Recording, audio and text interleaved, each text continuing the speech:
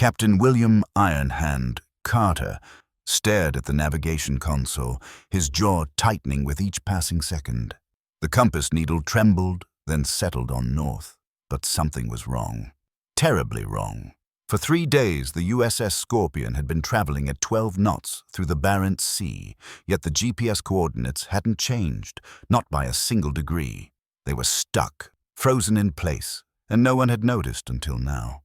"Commander Hayes," Carter's voice cut through the silent control room like a blade. "Check the navigation system again."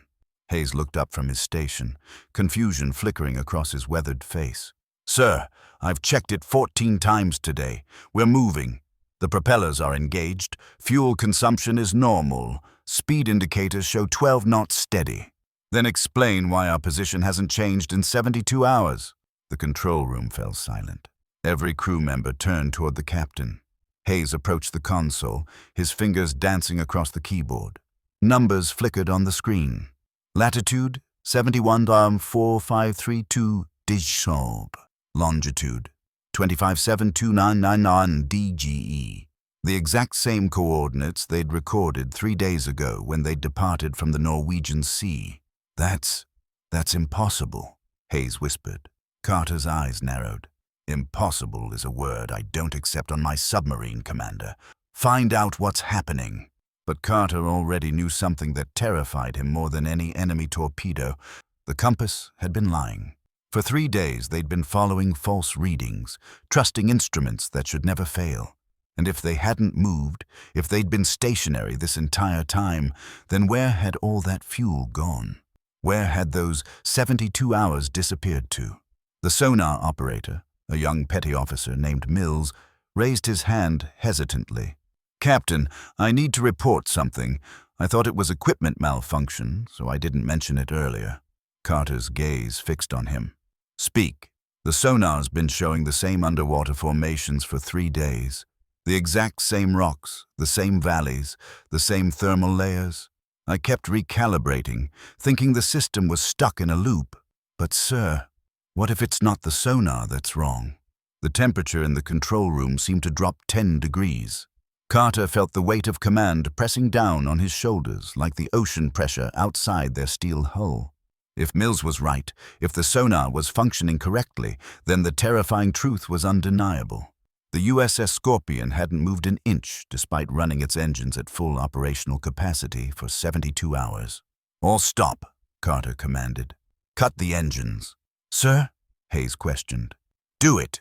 Now." The hum of the propellers died away, leaving only the ambient sounds of the submarine. The gentle hiss of the air recyclers, the occasional ping of cooling metal, the breathing of 37 men who were beginning to realize something was very wrong. Carter pulled out the physical navigation. Charts, spreading them across the console. His finger traced their supposed route from Norway toward Russia. According to their instruments, they should have covered over 800 nautical miles. But according to the GPS, they'd covered exactly 0. "Hayes, what's our fuel status?" Hayes checked his panel. "We've consumed exactly the amount expected for 800 miles of travel, sir." "So we're burning fuel." "But not moving," Hayes finished, his voice hollow. Carter's mind raced through possibilities. Equipment failure? No. Too many independent systems all showing the same impossible data. Sabotage? Perhaps, but how would someone manipulate both fuel consumption and navigation without being detected? Environmental anomaly? He'd never heard of anything that could hold a submarine in place while its engines ran at full power. Then he remembered something. A conversation 6 months ago at Naval Intelligence Headquarters, a briefing he'd been required to attend about Soviet developments in submarine warfare. The officer had mentioned experimental technologies, theoretical weapons that existed only in classified documents and paranoid imaginations. One phrase stuck in his memory: spatial anchor systems. "Commander Hayes, I need you to think very carefully before answering this question. Has anyone on this crew received unusual orders in the past week? Any communications that bypassed standard protocols?" Hayes frowned. "No, sir. Nothing like that." "Why?" Before Carter could answer, the lights flickered. Once, twice. Then the entire submarine plunged into darkness. Emergency lighting kicked in 3 seconds later, bathing everything in eerie red. But in those 3 seconds of absolute blackness, Carter heard something that made his blood freeze. A sound from outside the hull. Not the usual groans of pressure or the distant calls of whales. This was mechanical, rhythmic, like massive gears turning in the darkness of the deep ocean. "Sonar report," Carter barked. Mills hunched over his console, his face illuminated by the green glow of the display. "Captain, I'm picking up—" "Jesus Christ." "Report, sailor." "There's something below us, sir. Directly below us. It's massive, at least 3 times the size of our submarine. And it's anchored to the ocean floor. We're directly above it." Carter moved to the sonar display. The image showed clearly now. An enormous structure, definitely man-made, sitting on the seabed 200 meters below them. And extending upward from that structure were what looked like 4 massive arms or cables reaching up toward the Scorpion's hull. "We're caught," Carter said quietly. "We're in some kind of trap." Hayes's face went pale. "The Soviets? Who else? This is their territory. They've developed exactly what intelligence warned us about. A system that can hold a submarine in place, make it burn fuel while going nowhere, probably designed to drain our resources until we're forced to surface." "But sir, if we surface in Soviet waters—" "We'll be captured, along with our classified equipment, our codes, everything." Carter's jaw set. "That's not going to happen." He turned to address the entire control room. "Listen up. We are in a hostile scenario. An enemy weapon system has immobilized our vessel. Our mission now is escape and survival. Hayes, I want damage assessment on all systems. Mills, keep that sonar locked on whatever's below us. Engineering, I need a full report on our actual capabilities." The crew moved with practiced efficiency despite their fear. Carter allowed himself 1 moment of doubt, 1 second of wondering if he'd led his crew into an inescapable trap. Then he pushed it away. Fear was a luxury he couldn't afford. The chief engineer's voice crackled through the intercom. "Captain, you need to see this. Engine room. Now." Carter descended through the submarine's narrow passages, the red emergency lighting making everything look like the inside of a blood vessel. When he reached the engine room, Chief Kowalski was standing next to the main propeller shaft, his hand pressed against the metal. "Feel this, Captain." Carter placed his palm on the shaft. It was vibrating. The engines were running, the propellers were turning, but something was absorbing all that energy. The shaft felt hot, much hotter than normal operations. "We're not just stuck, sir," Kowalski said. "Something's actively countering our movement. Whatever's below us is generating enough force to cancel out our engines completely. And it's causing massive strain on our systems. If we keep this up, we'll burn out the engines in another 12 hours. Can we go to full reverse? Break free by going backward?" Kowalski shook his head. "I tried that an hour ago when I first noticed the problem. Didn't tell anyone because I thought I was going crazy. Same result. We pushed in reverse at full power for 10 minutes. Zero movement. Whatever's holding us works in all directions." Carter's mind raced. They had 12 hours before engine failure. Their air recycling system could keep them alive for maybe 5 days after that, but without power, they'd be a dead coffin on the ocean floor. Sending a distress signal would bring Soviet ships. They were too deep for emergency ascent. They were trapped. "Kowalski, what would happen if we shut down all systems? Everything except life support?" The chief engineer's eyes widened. "You mean go completely dark? Would it work? If this thing is reacting to our engines, to our energy output, maybe cutting power would make it release us." "It's possible, sir. But it's also possible it would just keep holding us until we freeze to death. Without the heating systems, we'd last maybe 2 days at this depth before hypothermia killed us all." Carter nodded slowly. "Return to your station. Say nothing about this conversation." Back in the control room, Hayes was waiting with more bad news. "Captain, I've been reviewing our communication logs. We've been sending routine position reports every 12 hours for the past 3 days. And command has been acknowledging them. But sir, we've been reporting that we're on course, moving normally. If those reports are accurate to command, they think we're 800 miles from our actual position. Which means if we do send a distress call, the rescue team will be searching in the wrong place." Carter felt the trap closing tighter. Whoever had designed this system had thought of everything: immobilize the target, let it waste resources, isolate it from rescue, and wait for the crew to make a mistake. But Carter had survived 3 years of combat in World War II and another decade of Cold War patrols by never doing what the enemy expected. If they wanted him to panic, to surface, to call for help, then he would do the opposite. Mills, I need detailed sonar imaging of that structure below us. Every detail. Hayes, get me a crew of our best engineers and weapons specialists.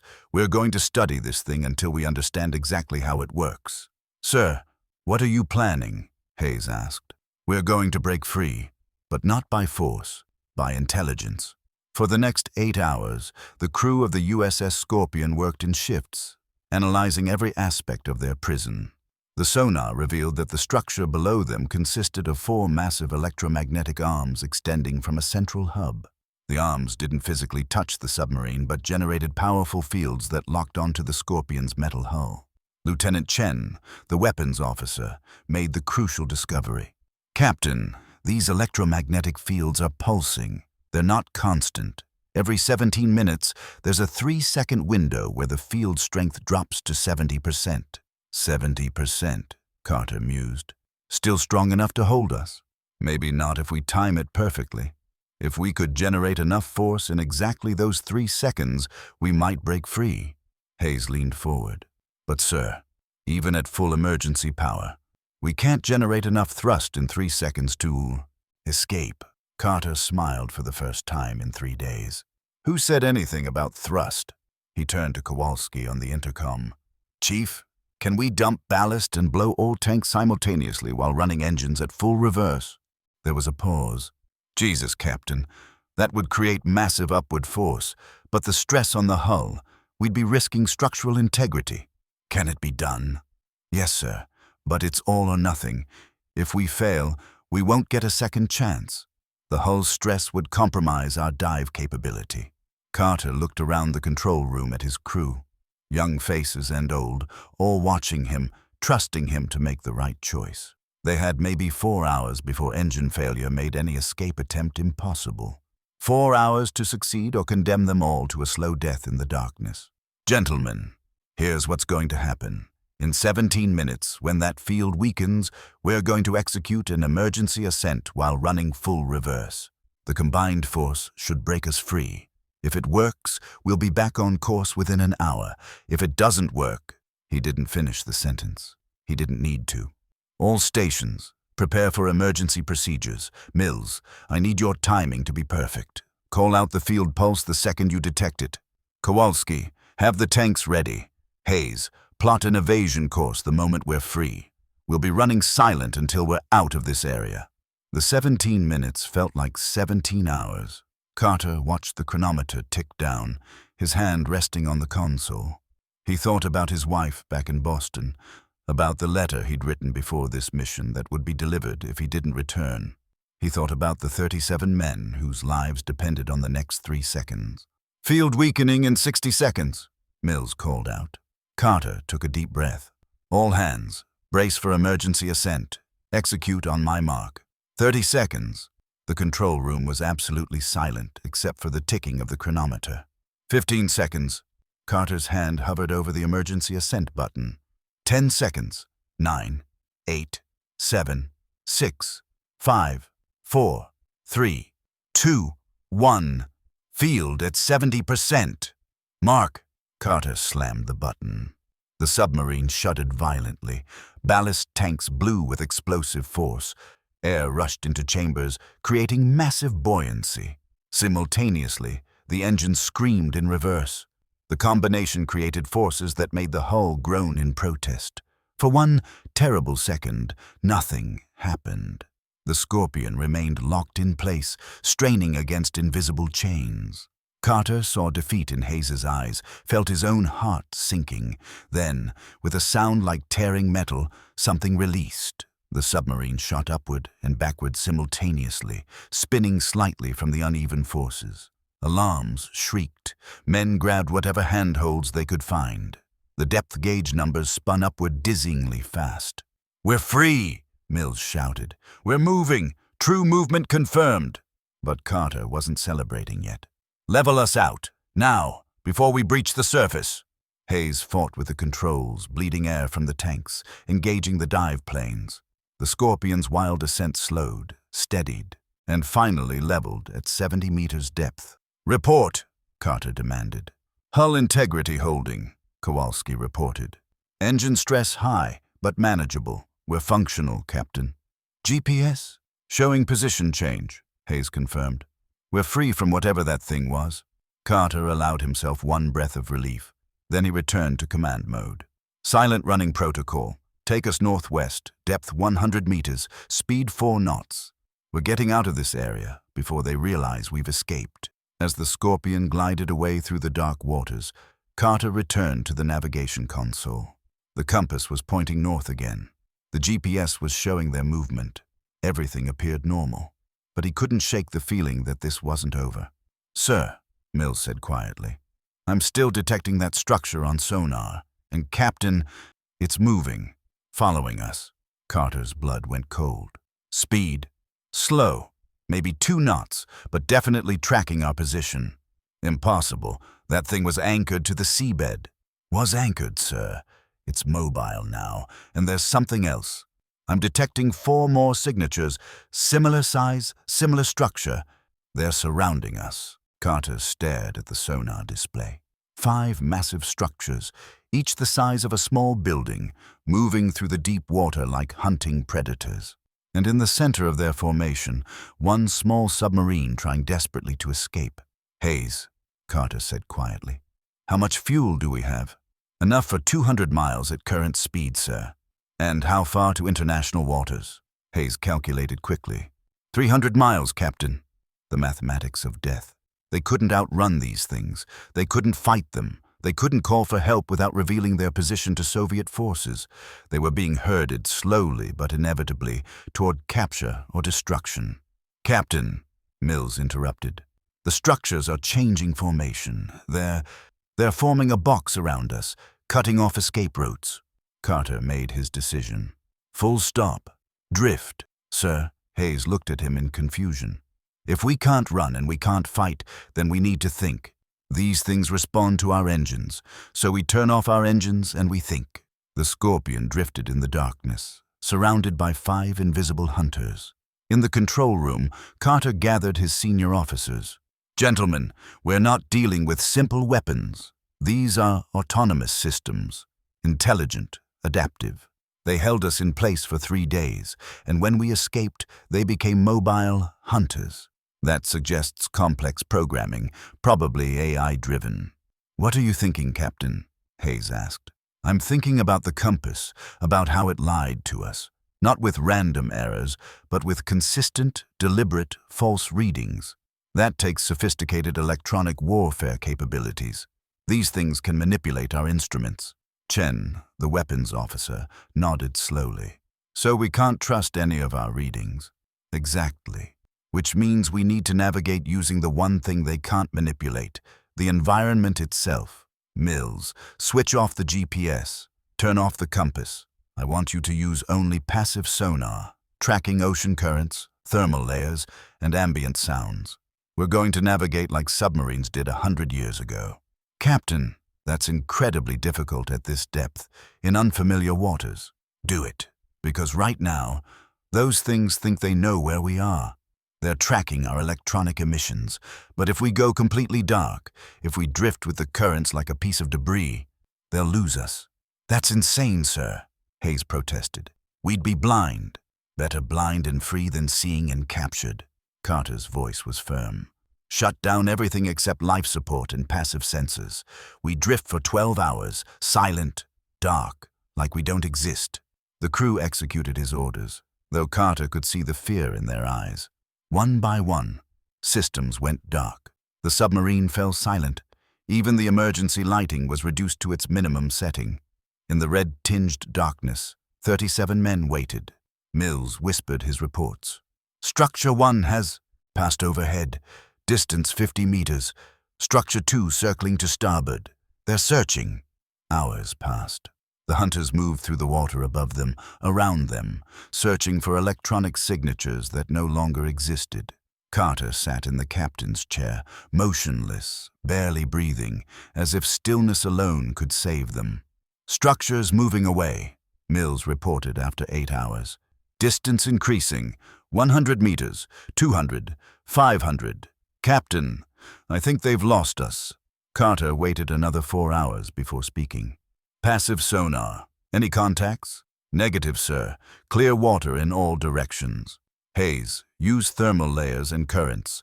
Best estimate of our position and heading." Hayes worked with Mills, combining passive sonar data with known current patterns. "We've drifted northwest, approximately 40 miles. If these readings are accurate, we're near the edge of Norwegian territory." "Good enough. Minimal power to navigation systems only. Bring us to periscope depth, slowly." The Scorpion rose through the dark water like a ghost returning from the grave. At periscope depth, Carter looked through the lens at his first view of the surface in 3 days. Stars. Blessed, navigable stars. "Chen, can you plot our position using celestial navigation?" "Yes, sir. Give me 10 minutes." Using sextant readings of the stars, Chen determined their exact position. They were indeed near Norwegian waters, about 100 miles from where the GPS had claimed they should be. "Plot course to Scotland," Carter ordered. "We'll make for British waters, report what happened, and let intelligence deal with whatever the hell those things were." The Scorpion turned southwest, its engines running at minimal power, every sensor alert for pursuit. But the hunters didn't return. Perhaps they couldn't operate in shallower waters. Perhaps they'd been programmed to avoid international incidents. Perhaps they were still searching the deep waters of the Barents Sea for a submarine that was no longer there. 3 days later, the USS Scorpion surfaced in Scottish territorial waters. Carter sent his report through encrypted channels, describing the spatial anchor system, the electromagnetic prison, the hunting structures. Naval intelligence would want to know that Soviet submarine warfare had entered a new, terrifying phase. But as Carter stood on the bridge, watching the Scottish coastline appear through the morning mist, he couldn't shake one final disturbing thought. The compass had lied to them for 3 days before they'd even encountered the trap. Which meant someone on shore, someone with access to their navigation systems, had been feeding them false data, leading them directly to that spot in the Barents Sea where the trap waited. The enemy wasn't just in the ocean. The enemy was also in their own command structure, and that was a truth more terrifying than any weapon in the deep. Carter descended back into the submarine, his face grim. The war beneath the waves had changed. Trust itself had become a casualty, and he had no idea who, if anyone, he could still believe in. The USS Scorpion sailed on, carrying its crew toward safety, carrying its secrets toward home, carrying the knowledge that in the depths of the ocean, truth itself could be weaponized, and even the most reliable instruments could become instruments of deception. Captain William Ironhand Carter had survived the compass that lied, but he knew with absolute certainty that somewhere in the dark waters of the world, other traps were waiting, other lies were being told, and other submarines were sailing toward invisible prisons. The Cold War had gone deep, and in the depths, nothing could be trusted, not even north.